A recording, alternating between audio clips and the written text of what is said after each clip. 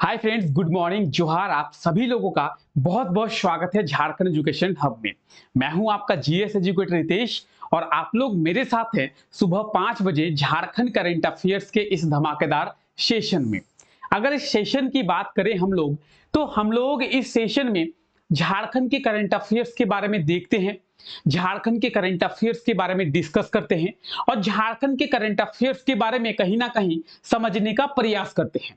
आने वाले एग्जामों की बात करेंगे तो आने वाले एग्जामों में झारखंड के करंट अफेयर्स से आपको कैसे कैसे क्वेश्चंस पूछे जा सकते हैं, कहां कहां से क्वेश्चंस बन सकते हैं, तो उन सभी चीजों के बारे में इस क्लास में प्रॉपर डिटेल में हम लोग डिस्कस करते हैं।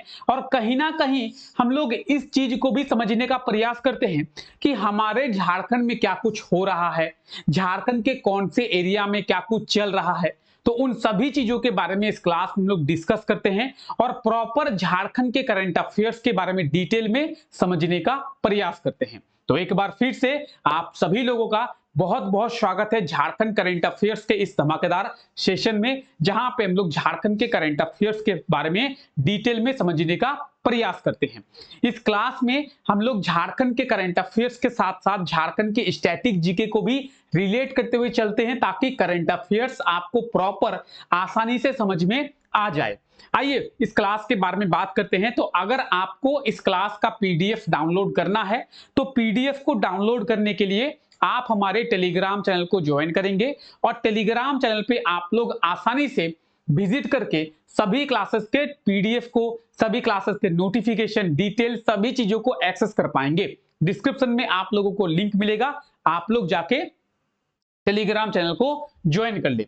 ये रहे हमारे सभी क्लासेस के शेड्यूल, आप लोग सभी क्लासेस के शेड्यूल को देख लें और किसी भी क्लास में जुड़ना ना भूले। सुबह 5 बजे झारखंड के करंट अफेयर्स का क्लास होता है, जो क्लास आप अभी देख रहे हैं, और इस क्लास में हम लोग झारखंड के करंट अफेयर्स के बारे में देखते हैं।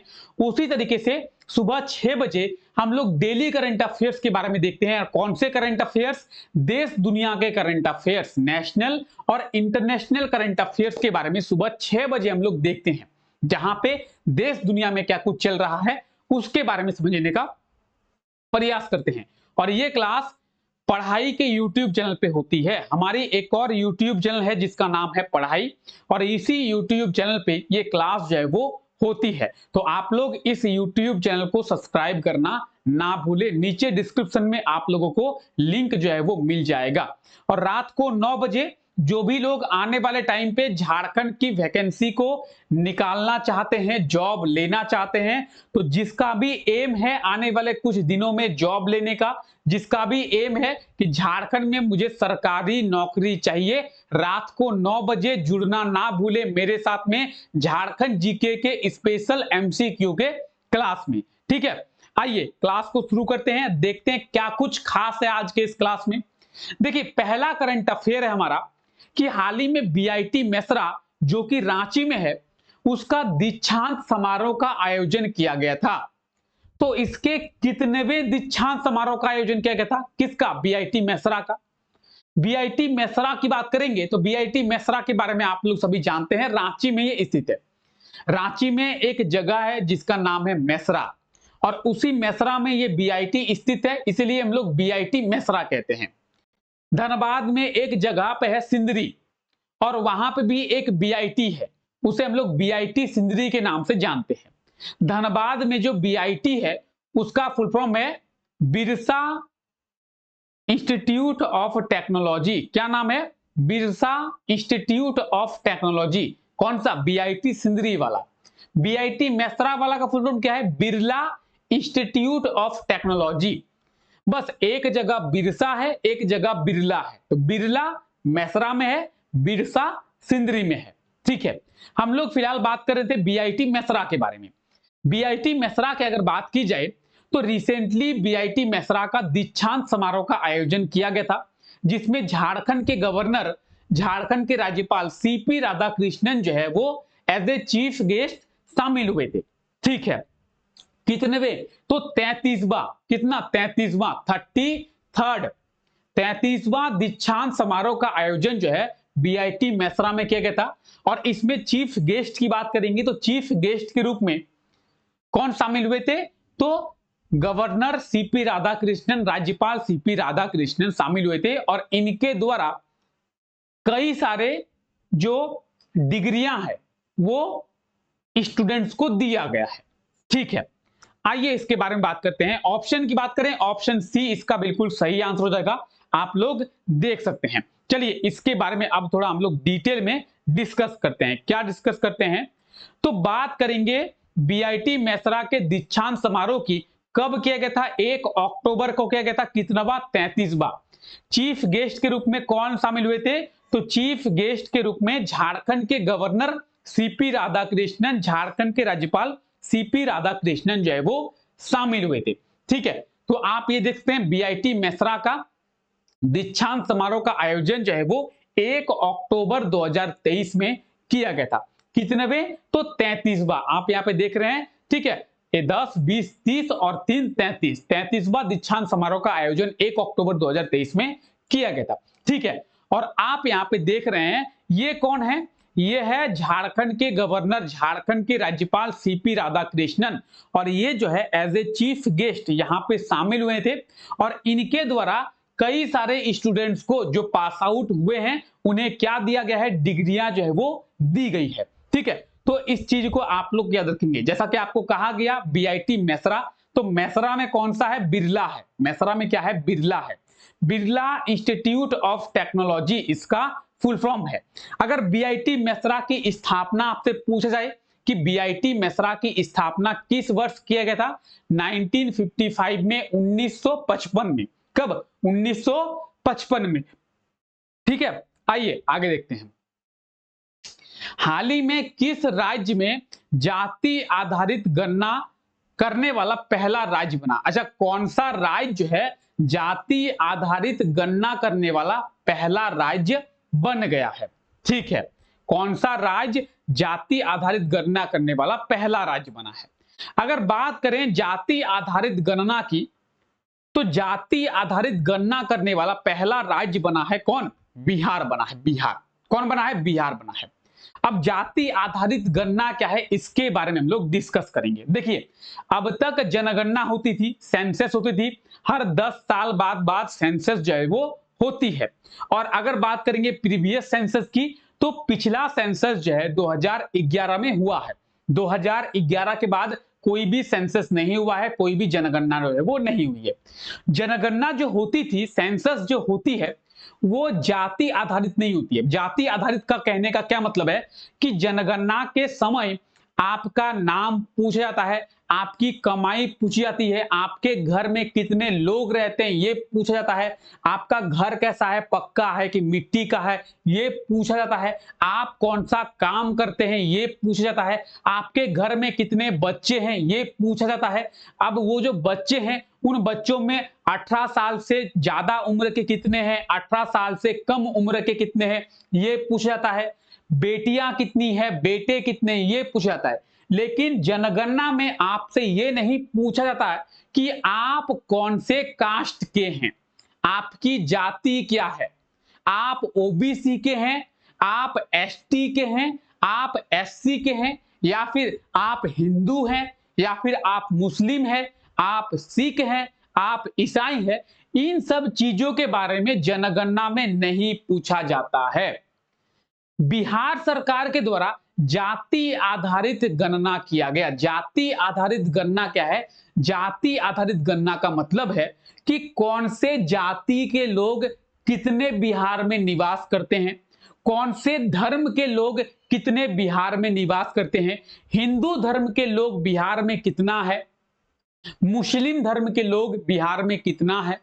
अगर बात करेंगे हम लोग सिख धर्म के लोगों की, बात करेंगे ईसाई धर्म के लोगों की, बात करेंगे जैन धर्म को मानने वाले लोगों की, बात करेंगे बौद्ध धर्म को मानने वाले लोगों की, तो वो लोग जो है बिहार में कितना रहते हैं, इस आधार पर गणना की गई। साथ ही साथ ओबीसी के कितने लोग हैं, एसटी के कितने लोग हैं, एससी के कितने लोग हैं, तो इस आधार पर गणना की गई और इसे कहते हैं जाति आधारित गणना। जाति आधारित गणना मतलब जाति के हिसाब से गणना की गई, जिससे पता चल सके कि कौन से जाति के लोग कितना कितना बिहार में रह रहे हैं। और ऐसा गणना करने वाला बिहार जो है पहला राज्य बन गया है देश का। अब तक ऐसी गणना किसी भी राज्य के द्वारा नहीं की गई है।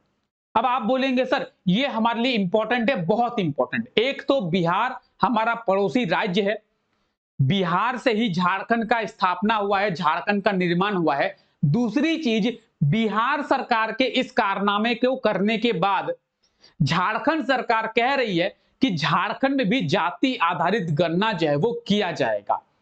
हालांकि झारखंड में आगे जाकर जाति आधारित गणना कितनी की जाती है वो तो बाद की बात है, लेकिन आपको ओवरऑल समझ में आ गया होगा कि जाति आधारित गणना क्या है और बिहार सरकार के द्वारा जाति आधारित गणना किया गया और इसके आंकड़े को भी सामने लाया गया है, पब्लिश किया गया है। इसके रिपोर्ट को भी बिहार सरकार के द्वारा जारी किया गया है। ठीक है, तो आपको कहा गया कि बिहार जो है जाति आधारित गणना करने वाला पहला राज्य बन गया है। ऑप्शन ए बिल्कुल सही आंसर हो जाएगा।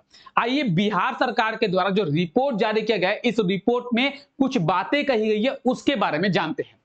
देखिए, एक तरफ आप यहां पे धर्म देख रहे हैं कि कौन सा रिलीजियस आप फॉलो करते हैं और उसमें आप यहां पे एक तरफ देख रहे हैं परसेंटेज।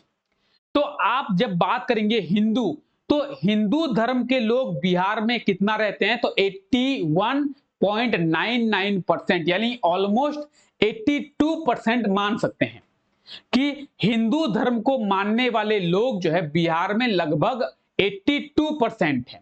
वहीं बात करेंगे मुस्लिम की, तो मुस्लिम धर्म को मानने वाले बिहार में 17.70% लोग हैं। ठीक है, ईसाई धर्म की बात करेंगे 0.05% लोग हैं। सिख धर्म की बात करेंगे तो 0.011%, बौद्ध धर्म की बात करेंगे 0.0581%, जैन धर्म की बात करेंगे तो जैन धर्म को मानने वाले 0.0096%, अन्य धर्मों की बात की जाए तो 0.1274%। तो ये आंकड़ा बिहार सरकार के द्वारा दिया गया है कि बिहार में इन धर्मों को मानने वाले लोग जो हैं इतने हैं। वही बात करेंगे कैटेगरी के हिसाब से, जाति के हिसाब से, तो जनरल के 15.52% लोग हैं बिहार में।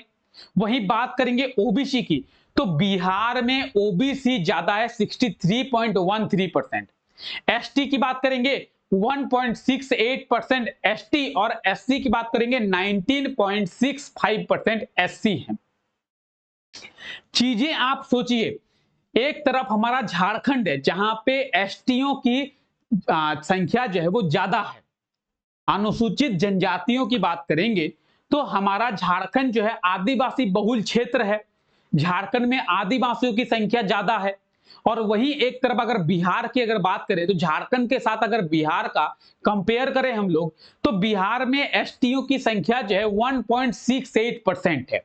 सोचिए 1%, 6-8% दिया हुआ है तो ऑलमोस्ट हम लोग 2% मान लेते हैं। तो बिहार का जो टोटल पॉपुलेशन है, उस टोटल पॉपुलेशन में आपको एसटी जो है वो 2% देखने को मिलेगा, वही 20% आपको एससी देखने को मिलेगा और सबसे ज्यादा लगभग 63% आपको ओबीसी कैटेगरी के लोग देखने को मिलेंगे।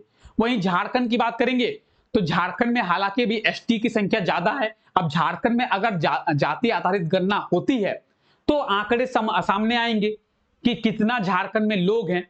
ठीक है, तो ये जो डिजिट है, ये जो आंकड़े हैं, ये आंकड़े बिहार सरकार के द्वारा दिया गया है। ठीक है, बिहार की बात करेंगे, बिहार चूंकि हमारा झारखंड भी पहले बिहार ही हुआ करता था, झारखंड का स्थापना बिहार से ही अलग करके किया गया है। झारखंड के निर्माण के लिए एक बिल लाया गया था, एक बिल लाया गया था, एक विधेयक लाया गया था, Bihar state reorganisation bill, Bihar राज्य पुनर्गठन विधेयक लाया गया था, जिसके तहत हमारे झारखंड का निर्माण जो है वो हुआ है। ठीक है, तो बिहार जो है हमारे झारखंड का पड़ोसी राज्य है, इस चीज को आप लोग याद रखेंगे। चलिए आगे देखते हैं। हाल ही में कब से राज्य में अबुआ बीर दिसोम अभियान को शुरू किया गया है? क्या? अबुआ बीर दिसोम अभियान। अब ये अबुआ बीर दिसोम अभियान क्या है जो राज्य में शुरू हुआ है? तो सबसे इंपॉर्टेंट चीज है, तो ये कब शुरू हुआ है? 2 अक्टूबर से। ठीक है, 2 अक्टूबर को महात्मा गांधी जी की और लाल बहादुर शास्त्री जी की जयंती जो है वो मनाई जाती है। और 2 अक्टूबर को अबुआ बीर दिसोम अभियान को झारखंड में शुरू किया गया है। क्या है ये अबुआ बीर दिसोम अभियान, इसके बारे में जानेंगे। ऑप्शन सी इसका बिल्कुल सही आंसर हो जाएगा। 2 अक्टूबर को महात्मा गांधी और लाल बहादुर शास्त्री की जयंती पर इसे जो है वो शुरू किया गया है। ठीक है, आइए इसके बारे में जानते हैं। इसके तहत जल और जंगल जमीन की रक्षा के लिए लोगों को जागरूक किया जाएगा। क्या? जल, जंगल और जमीन। क्या? जल, जंगल और जमीन। और झारखंड में हम लोग इन्हीं 3 चीजों को ज्यादा महत्व देते हैं, जल की, जंगल की और जमीन की। तो जल, जंगल और जमीन के प्रति लोगों को जागरूक किया जाएगा और इन चीजों को बचाया जाएगा। जंगल को भी बचाया जाएगा, जंगल हमारे लिए बहुत इंपॉर्टेंट है। जल को भी बताया जाएगा क्योंकि बोला जाता है कि जल है तो कल है। ठीक है, इस दिन क्या किया गया? 30,000 से भी ज्यादा ग्राम सभाओं को शपथ दिलाया गया है कि आप लोग जल, जंगल और जमीन को बचाएंगे। ठीक है, तो अबुआ बीर दिसोम अभियान, ये आप देख रहे हैं शपथ लेते हुए। ठीक है, शपथ दिलाया गया है कि जल, जंगल और जमीन को बचाएंगे। अबुआ बीर दिसोम अभियान जो है कब शुरू किया गया है? तो 2 सितंबर को शुरू किया गया है। ठीक है, क्लियर है यहां तक? आइए, हाल ही में सुबोध कुमार का निधन हुआ है, सुबोध कुमार सिन्हा का। वो किस क्षेत्र से संबंधित थे? तो सुबोध कुमार सिन्हा की बात करें, इनका निधन जो है रिसेंटली हो गया है सड़क दुर्घटना के कारण। सुबोध कुमार सिन्हा की बात करेंगे तो सड़क दुर्घटना के कारण इनका निधन हुआ है और ये एक पत्रकार थे। क्या थे? ये एक पत्रकार थे। ऑप्शन डी इसका बिल्कुल सही आंसर हो जाएगा। सुबोध कुमार सिन्हा ये एक पत्रकार थे और रिसेंटली इनका निधन जो है वो हो गया है। ठीक है, तो 67 यानी 67 वर्ष की आयु में, 67 वर्ष की आयु में इनका निधन हो गया है। प्रभात खबर के ये पत्रकार थे और वरिष्ठ पत्रकार थे सुबोध कुमार सिन्हा, इनका निधन हो गया है।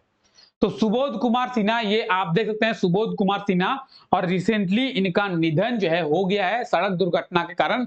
वरिष्ठ पत्रकार थे, प्रभात खबर के ये पत्रकार थे। प्रभात खबर न्यूज़पेपर आती है, आप लोग जानते ही होंगे। ठीक है, प्रभात प्रकाशन के द्वारा कई सारे किताबें हैं झारखंड के ऊपर जो पब्लिश किया गया है। ठीक है, आप लोग झारखंड जीके के बारे में पढ़ते होंगे तो प्रभात प्रकाशन के द्वारा कई सारे किताबें हैं जो पब्लिश किया गया है। ठीक है, चलिए आगे देखते हैं। किस विश्वविद्यालय में झारखंड बिहार का पहला रिसर्च सेंटर का निर्माण किया जाएगा? झारखंड बिहार का पहला रिसर्च सेंटर का निर्माण कौन से विश्वविद्यालय में, कौन से यूनिवर्सिटी में किया जाएगा? क्या होगा सही आंसर? तो डीएसपीएमयू रांची। अब क्या है ये डीएसपीएमयू रांची? आप बोलेंगे सर ये कौन सा विश्वविद्यालय है? Doctor Shyama Prasad Mukherjee university. कहां पे है? रांची में। तो डॉक्टर श्यामा प्रसाद मुखर्जी यूनिवर्सिटी जो कि रांची में है, यहां पे बिहार झारखंड का पहला रिसर्च सेंटर का निर्माण जो है वो किया जाएगा। कहां पे? डॉक्टर श्यामा प्रसाद मुखर्जी, रांची में। ठीक है, आइए, तो डॉक्टर श्यामा प्रसाद मुखर्जी रांची में झारखंड बिहार का पहला रिसर्च सेंटर का निर्माण किया जाएगा 56 करोड़ की लागत से, 56 करोड़ की लागत से। कितना? 56 करोड़ की लागत से। ठीक है, तो रिसर्च सेंटर का निर्माण किया जाएगा, स्टूडेंट्स यहां पे रिसर्च कर पाएंगे, सभी चीजों का रिसर्च यहां पे आसानी से कर पाएंगे। तो बिहार झारखंड का पहला रिसर्च सेंटर कहां पे? डॉक्टर श्यामा प्रसाद मुखर्जी यूनिवर्सिटी में किया जाएगा जो कि रांची में स्थित है। ठीक है, 56 करोड़ की लागत से इसका जो निर्माण है वो किया जाएगा। ठीक है, करंट अफेयर्स आपको समझ में आ गए? जितने भी करंट अफेयर्स के बारे में बात की है आपको समझ में आ गया? आइए देखते हैं कल के क्लास में आपसे क्या क्वेश्चन पूछा गया था। कल के क्लास में आपसे क्वेश्चन पूछा गया था कि झारखंड के कितने जिलों में पासपोर्ट सेवा केंद्र का निर्माण किया जाएगा।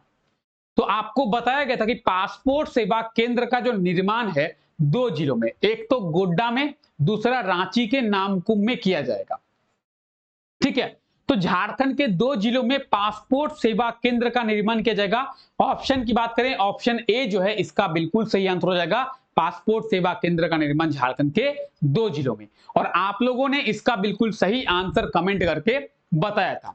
आइए आज के लिए आपका क्वेश्चन है, हाल ही में किस जिले को ईस्ट जोन स्मार्ट सिटी में पहला स्थान दिया गया है? तो ईस्ट जोन स्मार्ट सिटी में पहला स्थान दिया गया, या फिर कह सकते हैं कि स्मार्ट सिटी कॉन्टेस्ट में ईस्ट जोन में पहला स्थान कौन से शहर को दिया गया है? कौन से शहर को ईस्ट जोन में स्मार्ट सिटी कॉन्टेस्ट में पहला स्थान जो है वो दिया गया है? कोलकाता, धनबाद, हावड़ा, रांची। क्या होगा इसका सही आंसर? जल्दी से आप लोग कमेंट करके बताएंगे इसका सही है वो क्या होगा। ईस्ट जोन में स्मार्ट सिटी कॉन्टेस्ट में पहला स्थान जो है वो किसे दिया गया है? तो जो भी इसका सही आंसर होगा आप लोग कमेंट करके जरूर बताएं, और उसके बारे में आप लोग अगर हो सके तो डिटेल में लिखने का प्रयास जरूर करें। ठीक है, कैसा लगा आप लोगों को क्लास? आई होप तो कि आप लोगों को आज का ये क्लास अच्छा लगा होगा। अगर क्लास आपको अच्छा लगा है तो क्लास को लाइक करना ना भूले, और चैनल पे अगर नए हैं तो चैनल को सब्सक्राइब जरूर कर दे। मिलते हैं आप लोगों से नेक्स्ट क्लास में, तब तक के लिए आप लोगों का बहुत शुक्रिया। Take care, bye bye.